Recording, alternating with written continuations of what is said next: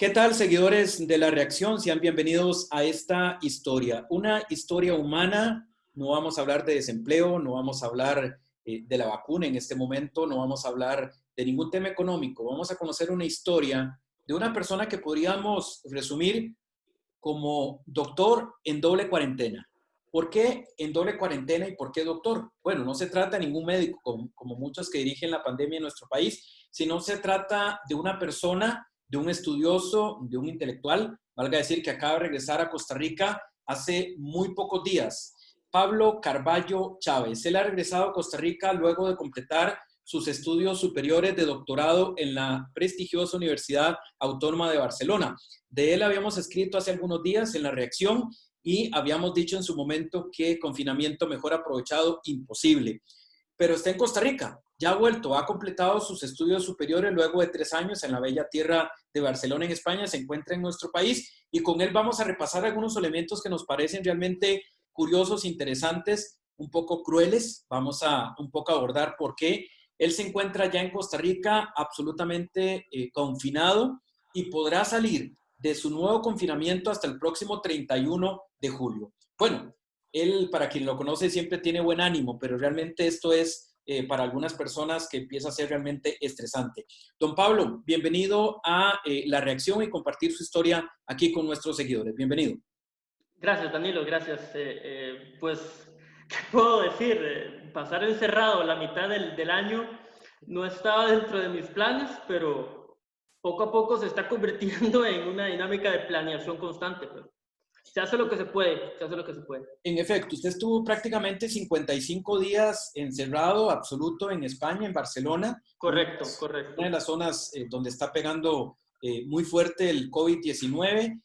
Una zona además bellísima, donde hay muchísimo que conocer. Usted jamás esperaba tener que pasar de la libertad absoluta. Estaba estudiando, completando sus estudios, pero ya tenía prácticamente la tesis lista para defender y lo encuentra la pandemia. Y ahí tuvo que estar 55 días y regresa a Costa Rica y ahora más bien aquí es donde le toca pasar de nuevo un confinamiento, una cuarentena. Compártenos por favor su historia. Bueno, en realidad la tesis no estaba terminada. En enero estaba la elaboración ya del cierre, pero el cierre quiere decir conclusiones, elementos, detalles. Y lo que sucede es que en marzo ya se sabía, en febrero, lo que estaba sucediendo. Italia lo anunciaba muy tristemente, y en España a mediados de marzo, el 13 de marzo, 13-14 de marzo, viene la directriz y todos para adentro, todos y todas para adentro. No, decir que lo vimos venir sería un poco faltar a la verdad, porque en realidad estas circunstancias uno no las ve venir. Uno puede intuir cosas, puede sospechar que podría haber algún tipo de restricciones, pero viniendo de Costa Rica con una cultura en donde somos usualmente de puertas para afuera, y con familia, que usualmente tendemos a estar en amplios contextos, la fiesta navideña, los cumpleaños, fue bastante difícil al principio, pese a que mi usual diario, digamos, mi dinámica diaria es estar solo. Lo que pasa es que estoy solo afuera y estoy conversando con una persona que es del vecino, o estoy en una panadería, o estoy en algún lugar, una cafetería, No, porque quiere hacerlo, no porque está forzado. Correcto, y porque puedo hacerlo, indistintamente de que yo creo que una de las características que tiene esto es que nos quita una voluntad que la damos por hecha, la damos por asegurada. Y yo creo que una de las características que tiene la pandemia es que no sabemos lidiar con todos y todas, o nos cuesta a unos más que a otras tal vez, lidiar con restricciones que no vienen directamente ni siquiera de un padre, una madre, un jefe. En este caso puede ser una directriz del Ministerio de Salud o de los ministerios de salud. Pero de fondo, si uno considera que es una amenaza real, le cuesta a uno lidiar con una especie de autorrestricción. Uno sabe que no tiene que salir. Uno sabe que no tiene que hacer ciertas cosas, o disminuirlas, o asegurarse, o cuidarse, o limpiarse hacia eso. Entonces yo creo que estamos lidiando con una especie de, en el caso personal, en una especie de autovigilante, que puede llegar a extremos, extremos, utilizar tal vez la palabra un poco suelta para que nos entendamos sin mayor profundización, a espacios casi paranoicos de vigilancia constante. Y eso es Bueno, muy cansado. ya lo dicen, Pablo, los psicólogos, que la tercera o cuarta pandemia será de tipo psicológico, Bueno, creo que todo el confinamiento. bueno, Pero usted tuvo que entrar aquí a Costa Rica el viernes anterior correcto, con correcto. un documento ya que a usted le dice que ya en Costa Rica qué usted puede y qué no puede hacer. Básicamente cuando yo entro y el Ministerio de Salud hace una serie de chequeos, pasa una migración y en migración le hacen el típico tema del sello, la cuestión, y le dan a uno un documento que uno firma. Ese documento consta básicamente en dos partes, una explicación de por qué está haciendo el ministerio lo que está haciendo debido al COVID, unas explicaciones, y otro, las consecuencias de que usted rompa esa cuarentena. Es una cuarentena obligatoria, forzada. Un documento rosado, me parece, que es el que le dan. Sí, aquí lo tengo, es este documento, un par de hojitas. Uh-huh.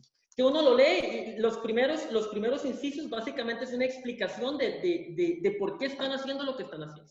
Y la segunda hoja básicamente es, ellos le llaman una desobediencia a la autoridad, que básicamente es usted no puede salir. Y tiene la razón. Pena de cárcel, ¿ah? Claro, con penas de cárcel. Okay. Pero la razón es, si usted viene infectado, el problema no es que usted salga, el problema es la razón de que usted no le puede pasar nada, pero usted puede infectar a otras personas. O sea, no hay mayor gran razonamiento. ¿No? Esa es la razón. Y las 14 días corresponden a los temas de incubación del virus o de la enfermedad. Entonces, lo que hace el ministerio es eso. Entonces, literalmente, lo que sucedió fue que estuve allá encerrado esos tiempos cuando iba abriendo Barcelona, que de hecho próximamente está a punto de encerrarse otra vez. Hay algunos lugares allá que están teniendo nuevos focos, entonces hay un riesgo de que vuelva a estar encerrada, o vuelva a estar cerrada, digámoslo así, y aquí volver a estar a las 2 semanas. Lo que a mí más pues ya estoy acostumbrado, ya después de 2 meses, estar 2 semanas no es mayor problema, digámoslo, en términos comparativos. Lo que a mí realmente me preocupa es que después de que Costa Rica pareciera, junto con otros países como por ejemplo Uruguay, después de que Costa Rica los llevara tan bien, a uno le duele y es complicado ver cómo, no voy a decir salirse de control, porque pareciera que sería como que el virus es controlable, pareciera que nosotros sí tenemos el control porque los costarricenses lo podemos hacer y no lo pudo hacer España. No es una cuestión de salirse de control, es de prevención. La prevención es la clave para que eventualmente no tengamos que controlar a la persona o nos controlemos. Pero eso decíamos un poco cruel porque usted le está tocando venir a Costa Rica cuando más dura se está poniendo la situación, preocupante, cantidad de muertos, 8, 7, 5 ya por día, y usted había vivido aquello en España hace 1 mes o 2 meses, o sea... 2, 3 meses. Como volverse a ir a donde usted estuvo más difícil, aunque esta es su tierra, su patria, esta es su familia.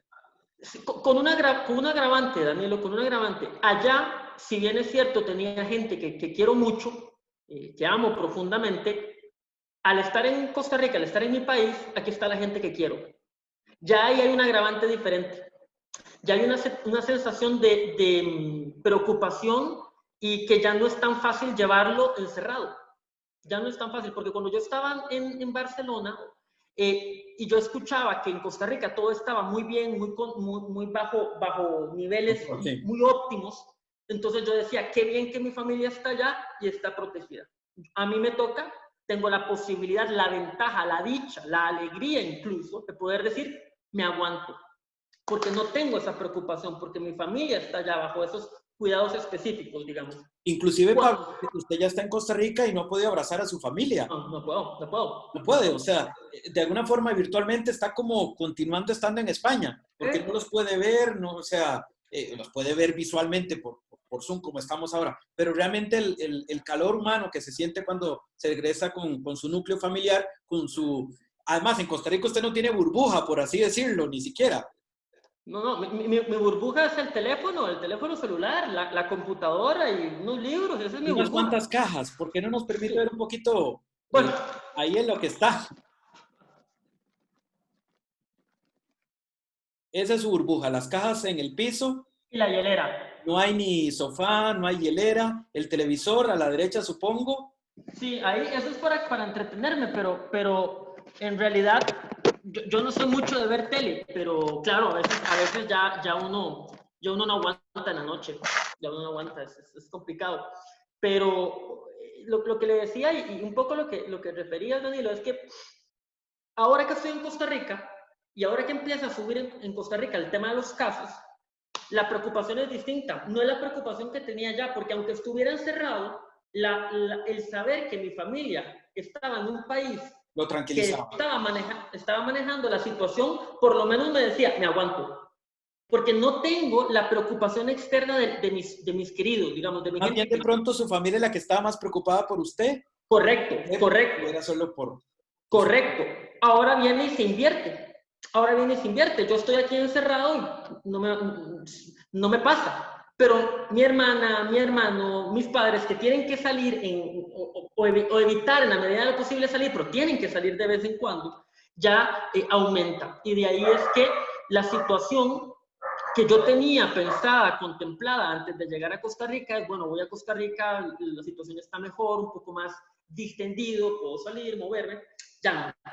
Entonces vuelve un poco otra circunstancia, otra emocionalidad, digámoslo así. Don Pablo Carballo, bueno, decíamos por un instante y por supuesto que el estudio que usted hizo en Barcelona será muy interesante posteriormente desmenuzar acerca de la desigualdad y la educación, que Costa Rica está viviendo su propio debate en este momento con todo el tema de las universidades públicas y demás, pero es un tema para desarrollar en otra oportunidad.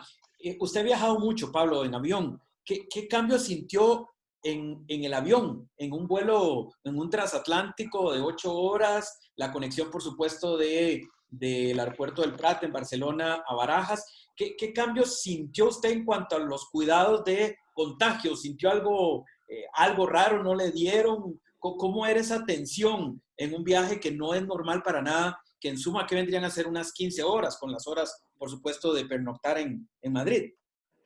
Pues primero, Danilo, decir que yo no soy un amante de viajar en avión, primero eso, ¿verdad? El aeropuerto o los aviones yo les huyo, no tanto porque me dé miedo volar, sino que no me gustan, ya en general, me estresan mucho, la dinámica es en carreras.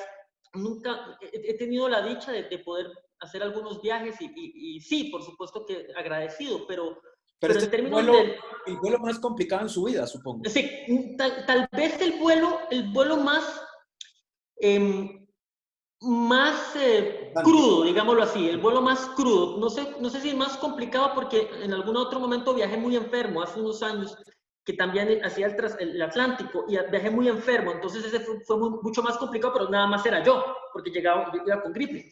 Pero es que yo creo que es mucho más crudo porque utilizar una mascarilla pegada durante 20 horas, desde hacer el primer vuelo, el hacer las horas de escala y después las 10 horas de viaje transatlántico, estar con las mascarillas, ver a la gente que se te acerca, la sospecha, la duda, hacer la distancia, estar solo, alguien que te quiere hablar para buscar compañía y uno trata como, yo soy muy dado a conversar, me gusta mucho, entonces es difícil a veces como restringirse, ¿verdad? Alejarse.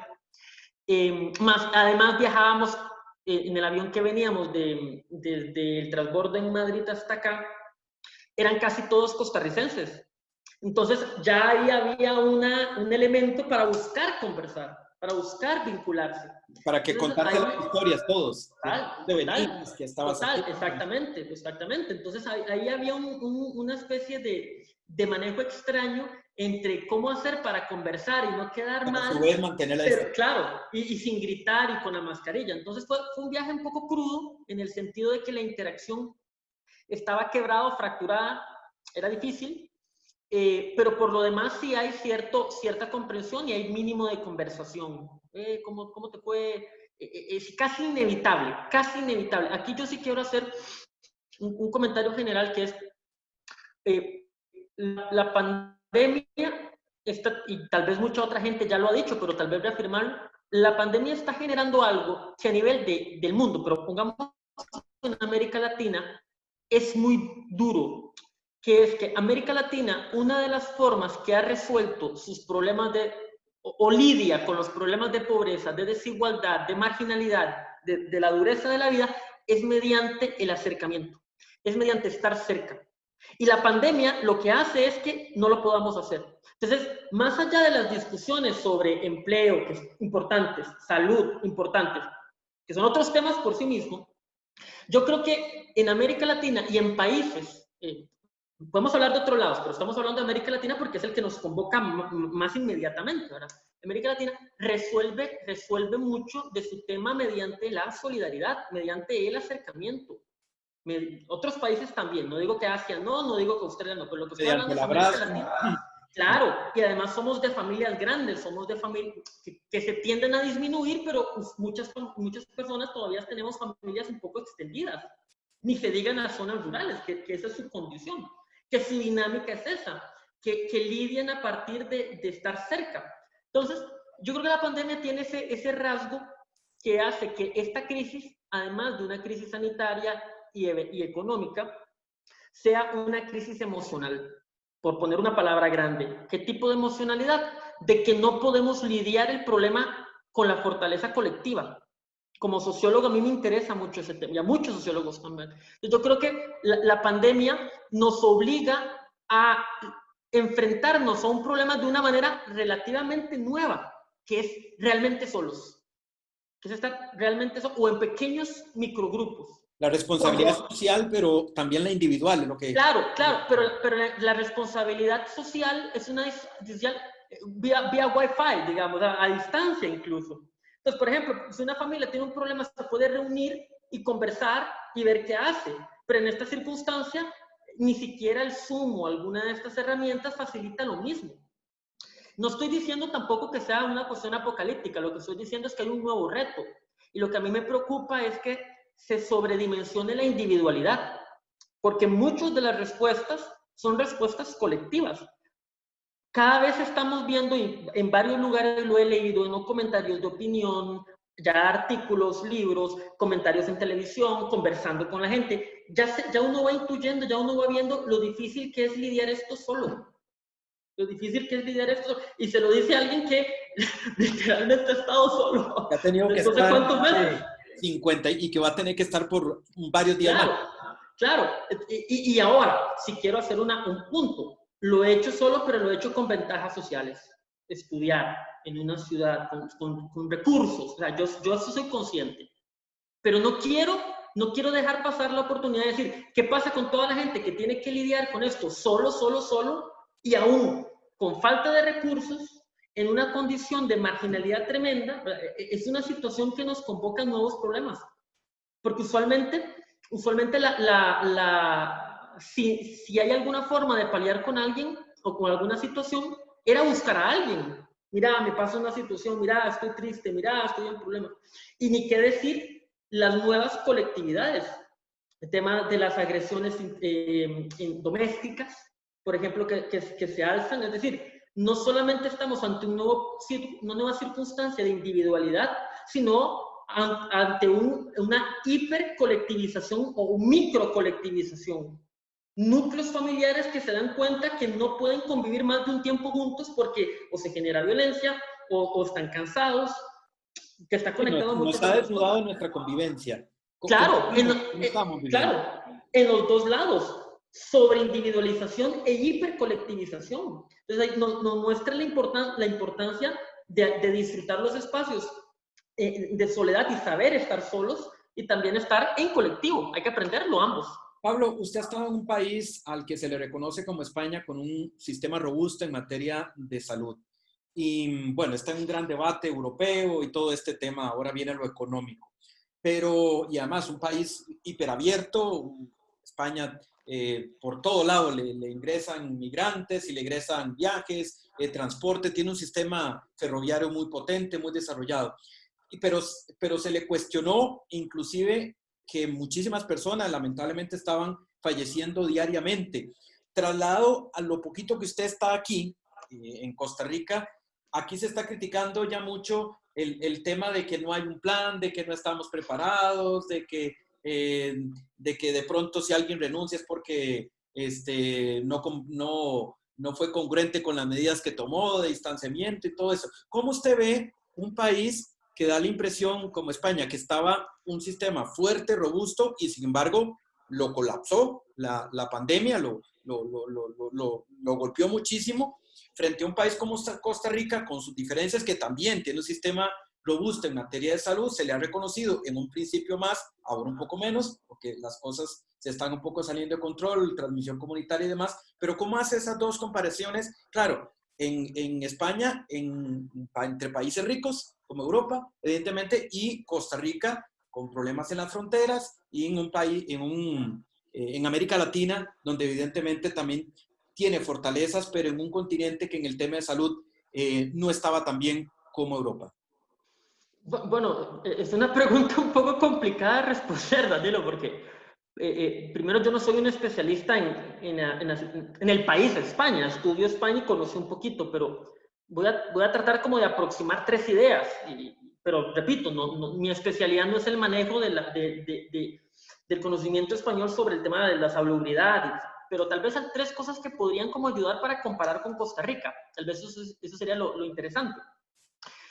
Número uno, España funciona con comunidades autónomas. Lo que quiere decir es que cada comunidad autónoma tiene ciertas libertades o ciertas competencias. Entonces, eso va a hacer que aunque haya directrices globales del país, o mejor dicho, nacionales, hay una pugna en términos de organización con cada comunidad autónoma, con cada presidencia, digámoslo así, de cada comunidad autónoma. Yo estaba en la comunidad autónoma de Cataluña, cuya capital es Barcelona. Entonces, eso es una primera cosa, que en circunstancias tal vez rápidas, extremas, de golpe, de shock, hay un periodo de tiempo en donde se ponen de acuerdo las directrices políticas. Ya ahí perdés tiempo. Ya ahí perdés tiempo. Entonces, no es una cuestión de meramente una situación de negligencia, aunque la puede haber. No digo que no la haya. No estamos hablando de las individualidades de cada director o directora. Estamos hablando del sistema. Entonces, ya ahí se pierde tiempo mientras se ponen de acuerdo. Número uno. Yo creo que de aprendizaje en Costa Rica es que al no tener... No de acuerdo. Si es que se ponen de acuerdo, correcto. Hay problemas históricos ahí de competencia. Correcto. Más que venimos, en el caso de Cataluña, más que venimos de hace 3 años del tema del referéndum. Y cuando digo venimos, porque yo estuve en el momento y había toda una tensión incluso para las personas extranjeras, porque eso nos ponía en cierta duda a todos. O sea, la situación estaba ahí para los que estábamos habitando, porque uno tiene que sacar tarjetas de residencia, etc. Entonces, los que viven ahí teníamos esas dudas en diferentes contextos. Bueno, lo otro es, para el caso de Costa Rica, entonces es una gran ventaja, porque porque el sistema de salud de Costa Rica estaría relativamente focalizado y centralizado, porque no tiene que lidiar con una municipalidad, no tiene que lidiar con toda una estructura independiente en Cartago, una estructura independiente en tal. Aunque ahora se está viendo precisamente ese debate. Si has podido ubicarte, está viendo esos pequeños enfrentamientos entre cantones. Hasta ahora, pero bueno, yo estoy llegando y eso lo desconozco. Estoy, digamos, entrando a los debates de acá en ese específico. Pero es un poco eso. La respuesta política toma tiempo. Toma tiempo porque tienen que ponerse de acuerdo. Ese es el primer punto. El segundo punto es que, y aquí yo creo que todos y todas tenemos que ser, no sé cómo decirlo, tal vez, tenemos que ser humildes y decir, no sé qué es este virus, estoy aprendiendo. Y eso es algo que es peligrosísimo, porque si uno dice, hay que hacer tal cosa, hay que hacer tal otra, dice, pero es que no sé. Entonces hay que tomar, y no es una cuestión de apelar ciegamente al experto, no estoy diciendo esto, la crítica se puede hacer, la discusión se puede hacer, pero también hay que decir, no, esto no lo sé. Pero es que en Barcelona, Pablo, hace poquitos días veíamos que descubrieron residuos o el rastro del COVID en aguas residuales del año pasado, del 2019. Eso pudo haber estado por allí. Es que el punto, Danilo, es que no sabemos. Cuando uno trabaja con el elemento, no sé, solo te quedan dos alternativas. O ves qué descubrís y qué puedes hacer, o hablas paja. Y sin embargo... O te quedas callado, perdón, o te quedas callado. Pero digamos, dejemos a la persona que no quiere opinar, está bien, pero tenés esas dos alternativas. O te pones a ver qué pasa, o hablas paja. Y el problema es que el hablar paja no es que no puedas hacerlo, lo podés hacer. Porque hay una cuestión de derecho a que lo puedas decir. Pero el punto es que en este contexto de que todo mundo dice lo que le da la gana, estamos teniendo choques de información. Y eso genera que nos sentamos aún más inseguros porque no sabemos a qué información apelar.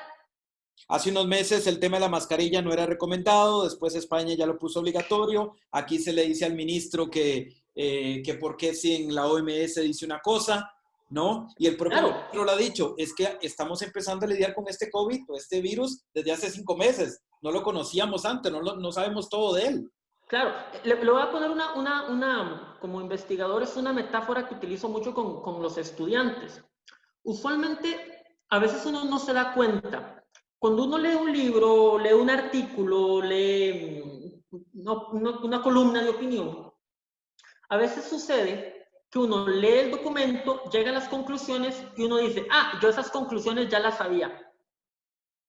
Pero no, esas conclusiones ya posiblemente ahora las sabes porque te leíste el libro. ¿Me explico? Las conclusiones ya se fueron derivando. Entonces, claro, lo que sucede, entre otras cosas, no quiero decir que eso es lo único, es como una idea, lo que sucede es que como llegamos ahora y decimos hay que usar las mascarillas, como digamos, eso es lo que en este momento es la directriz, entonces la gente dice, pero ¿por qué no nos dijeron eso hace 3 meses si ya lo sabían? No se sabía. Pero es que era obvio. No era tan obvio. No sé si me doy a entender con el punto. Es ese mar de todos opinando y saturación. Correcto. Entonces, a lo que voy es, y con esto no quiero desacreditar la voz, lo que quiero es decir que la voz tiene una consecuencia para otros. Entonces, estamos yendo tan al filo con la pandemia, tan al filo del conocimiento, que no sabemos cuánto nos va a durar el conocimiento que tenemos, si va a durar un día, si va a durar una semana, si va a durar un mes, muy diferente a otras enfermedades que están hiperestudiadas y están bajo ese control. Entonces, yo creo que estamos ante una situación en donde si comparamos, por ejemplo, la pandemia para utilizar la expresión de la gripe española, que dicho sea de paso, no surgió en España, pero no tiene nada que ver con España como tal, pero fue ahí donde inició en el paso de Europa. Valga decir que justamente se domina española, ¿no? Claro, es como decir el virus chino que utiliza Trump para toda su retórica, pero si hacemos la comparación, qué interesante, porque en este momento tenemos todas las posibilidades tecnológicas para decir lo que nos dé la gana y podemos ir al día con la información, al día. Con la gripe española no se podía ir al día, más bien iban muy atrás, muy atrás. Entonces, como iban tan atrás, póngale que una persona, un campesino, iba tan atrás en la información, sucedía que en 3 meses se avanzaba mucho conociendo el tema de la gripe y la información que le llegaba a la persona era condensada después de 3 meses de haber investigado. En cambio, nosotros vamos al día. Lo que hace eso es que lo que se sienta, lo que se intuye es que el científico no sabe. Ese es el problema de la comunicación ir tan al día, que no deja ver el trabajo de fondo del científico o de la científica, que tiene que pasar meses y horas pudiendo testear, descartar, valorar. Sí, con un costo de vida, lo sabemos, pero no es culpa del científico, no es culpa de la científica. Mientras que en aquella comparación, por eso quiero usar la comparación, la información, la velocidad de la información y desinformación. Claro, pero digo información porque no es lo mismo que un científico nos diga hoy una cosa y nos diga mañana otra cosa. Es muy poco tiempo para haber hecho un gran insumo, un gran aporte. Pero en la gripe española, la información que le llegaba a un campesino era de alguien que había trabajado en la cura o en la vacuna, ya llevaba 5, 6, 7 meses, un año. Entonces, la información que le llega a la persona ya está muy trabajada, ya está muy diluida. Pablo, el próximo 31 de julio, en principio, acabaría su confinamiento aquí en Costa Rica. Claro. Ya usted nos ha mostrado. El formal, y ahora empieza el informal. Esa es la formal. Esta es la formal, la obligatoria. Después vendrá la informal, que es ya adaptarme a las reglas que vendrán. ¿A usted lo contactan también del Ministerio de Salud o usted se comunica si hay algún síntoma? Cualquiera de las dos. Eventualmente el Ministerio de Salud me llama como persona que está regresando al país y si yo siento algún síntoma, llamo al 911 o hay otro número que está escrito ahí. Usted todos los días me imagino que revisa su olfato, revisa todas estas cosas que Sí, dicen que son señales tempranas. sí.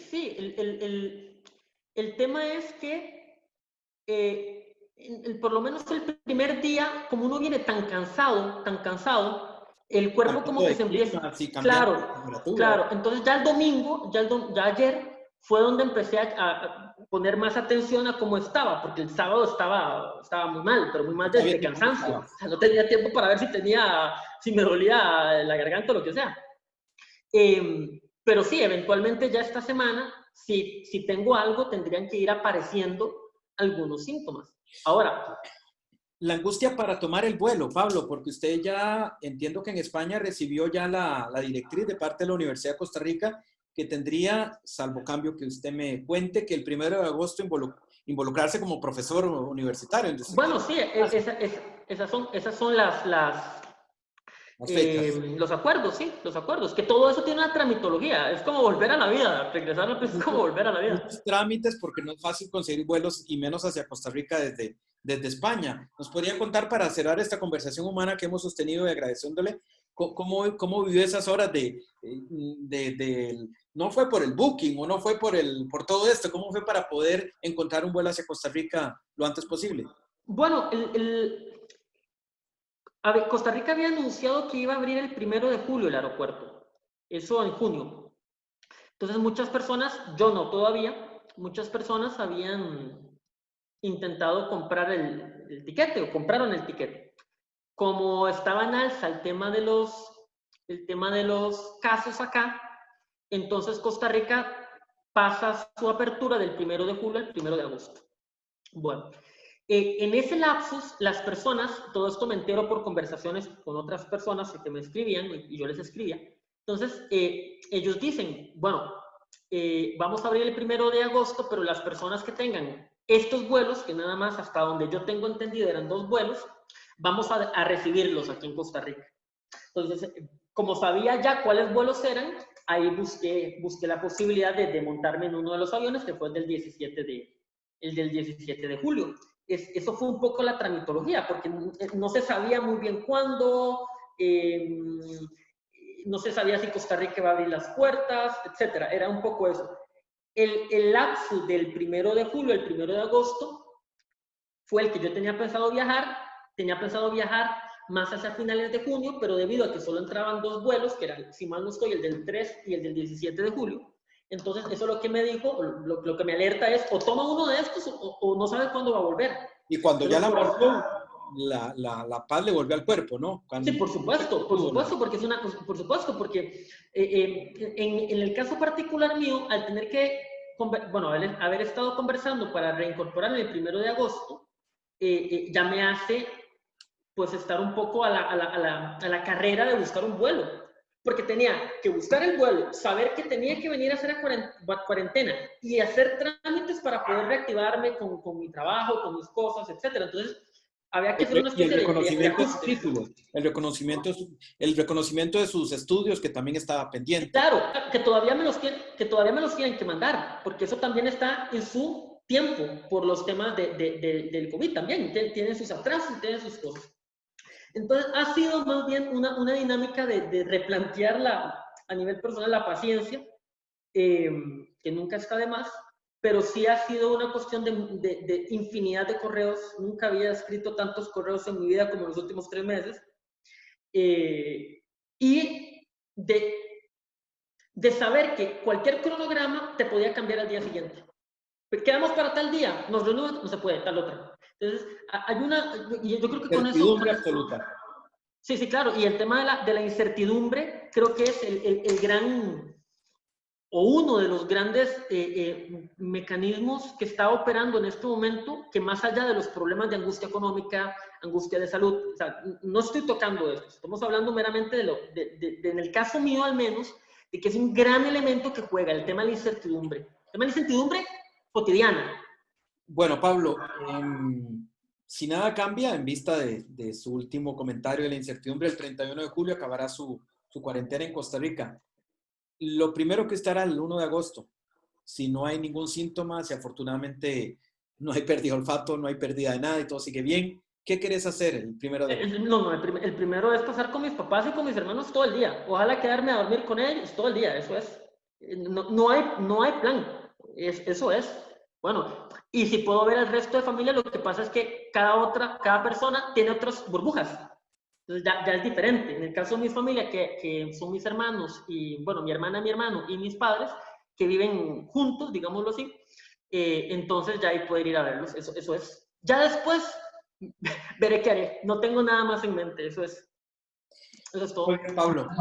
Muchísimas gracias por compartir tu historia, que decíamos un doctor en sociología, en doble Pandemias. conocimiento, una allá y una aquí. Gracias por contarnos historia. Esperamos que evidentemente la evolución de su situación, tanto en el plano psicológico, ¿verdad? Como usted decía, hay que también darle seguimiento a lo que llaman los estudiosos de si hay secuelas de tipo psicológico. No lo vemos nada problema. Usted pareciera que se lo ha tomado muy bien de momento, ¿verdad? Y con la alegría un poco que da, evidentemente, a saludar a su gente, a su país, pero esperamos que ya el 1 de agosto pues pueda hacer lo que quiera y que el país también esté mejor. Gracias por contarnos su historia a los seguidores de La Reacción.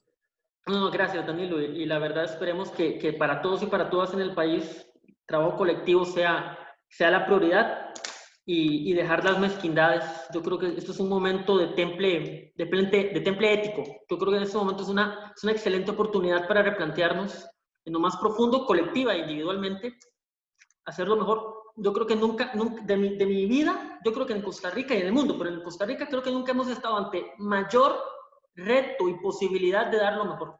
Creo que ahora es la oportunidad. Muchísimas gracias, Pablo. Gracias, Danilo. Estaremos con nuevos contactos con los seguidores de La Reacción en las próximas horas, toda vez que tenemos que seguir el pulso, el detalle de lo que vaya ocurriendo día a día en nuestro país, pero ha sido un testimonio bien interesante, una persona que ha vivido muy de cerca en un país que ha sufrido muchísimo, también como España, pero que ahora le toca pues pasar algo similar aquí en nuestro país, pero por lo menos ya con su gente en su tierra. Pablo Carballo Chávez, Danilo Chávez, La Reacción.